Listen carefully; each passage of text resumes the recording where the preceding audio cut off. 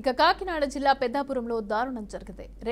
7వ తరగతి చదువుతున్న ఇద్దరు బాలికలపైన బంగారు ఆభరణాలు తయారీ షాపు నిర్వహిస్తున్న యజమాని కామేశ్వరరావు లైంగిక దాడికి పాల్పడ్డాడు.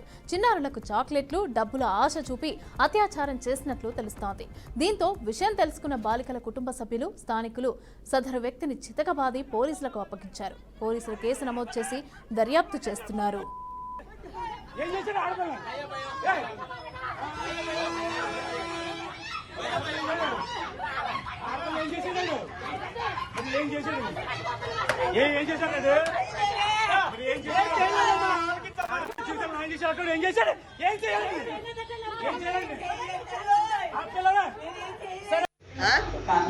ఏం చేస్తావు?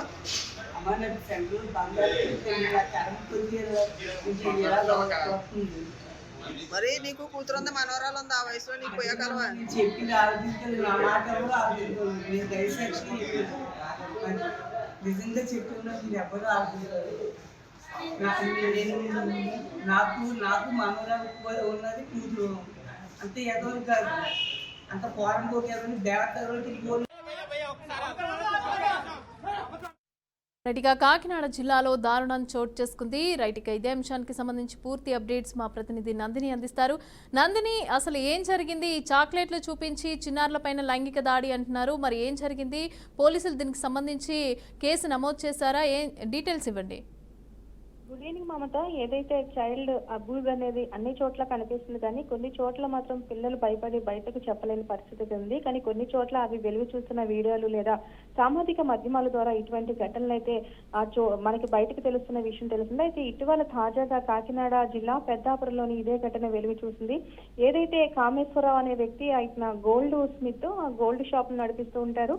అయితే అదే మార్గంలో 7వ తరగతి 7 సంవత్సరాలు 10 సంవత్సరాలు ఇద్దరు పిల్లలు కూడా అదే ప్రాంతంలో ఉంటారు. రోజు వాళ్ళు అటు ఇటు వెళ్ళడం గమనించిన ఆ స్మిత్ ఎవరైతే ఉన్నారో కామేశ్వరరావు అయితే వారిని పిలవడము, వాళ్ళ చేతిలో చాక్లెట్ పెట్టడము అలా గత 3 రోజులుగా కూడా జరుగుతూనే ఉంది. అయితే ఒక రోజు వాళ్ళిద్దరిని పిలవడం జరిగింది.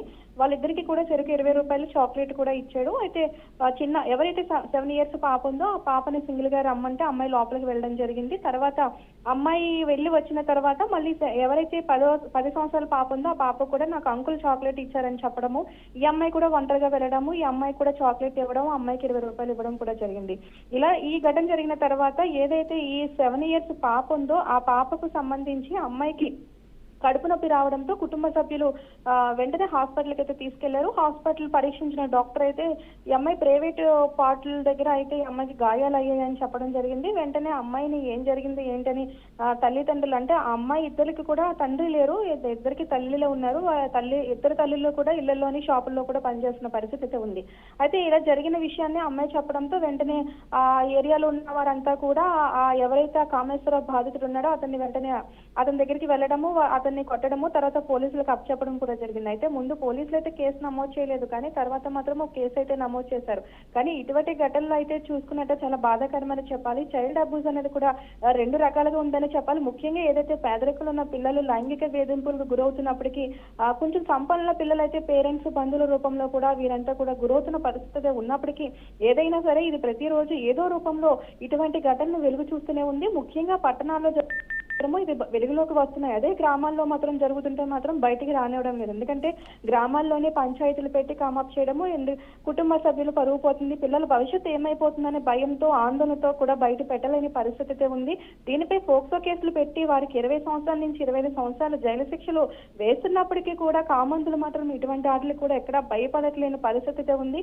దీనికి సంబంధించి పోలీసులు కావచ్చు, సెలబ్రిటీస్ కావచ్చు, ప్రజాప్రతినిధులు కావచ్చు, ప్రజల్లో పూర్తి స్థాయిలో అవగాహన కలిగించినప్పుడు ఇటువంటి అనేది కూడా అరికట్టవచ్చని కూడా చెప్తున్న పరిస్థితి ఉంది. ఇప్పటికైనా కూడా ప్రభుత్వాలు దీనిపై చర్యలు తీసుకోవాలి. ఎందుకంటే ఇటీవల తాజాగా మనం తెలంగాణలో చూసాము, ఏపీలో చూసాము, తెల్లవారితే ఎక్కడో ఒక చోట చిన్న పిల్ల దగ్గర నుంచి వృద్ధురాల వరకు కూడా ఇటువంటి ఘటనలు జరుగుతున్నప్పటికీ కూడా ఏదో కేసు పెట్టేస్తున్నారు, మళ్ళీ బయటకు వస్తున్నారు తప్ప వీటిని అరికట్టే పూర్తి స్థాయిలో అయితే ప్రభుత్వాలు చర్యలు తీసుకోవట్లేదు.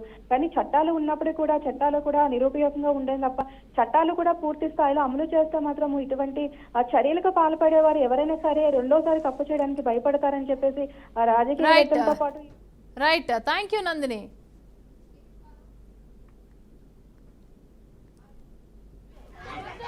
ఏం చేశారు? ఏం చేశారు